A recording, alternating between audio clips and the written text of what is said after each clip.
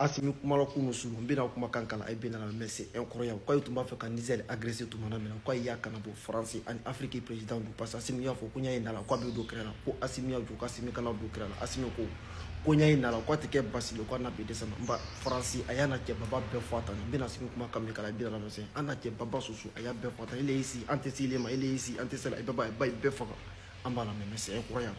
L'un des présidents même de ces pays africains qui avait décidé d'agresser le Niger m'avait appelé pour nous dissuader de ne pas s'interférer dans cette situation. Et en son temps, il m'a demandé si toutefois on était au sérieux.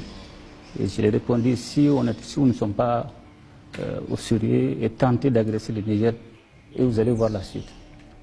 Donc après une heure de discussion, le président en question avait vraiment était sûr et il disait qu'il était le seul rempart pour pouvoir voir une éventuelle négociation. Mais il disait que la décision d'agresser le Niger était déjà validée.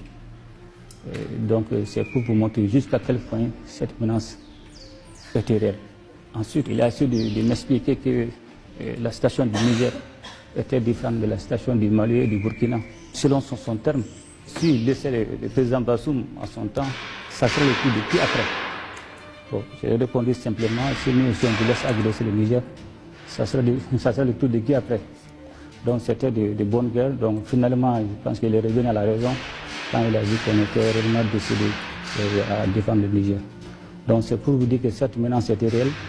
Et pour vraiment formaliser notre union, donner un caractère juridique légitime à notre union pour défendre le Niger, nous avons décidé de signer à l'unanimité et de façon simultanée la charte de Lutabo-Gourma pour instituer l'Alliance des États du Sahel.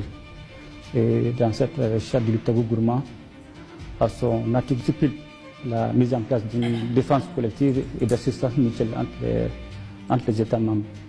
Aussi, dans son article 4, vise à combattre les groupes armés terroristes sous toutes ses formes, la criminalité transfrontalière et surtout le banditisme.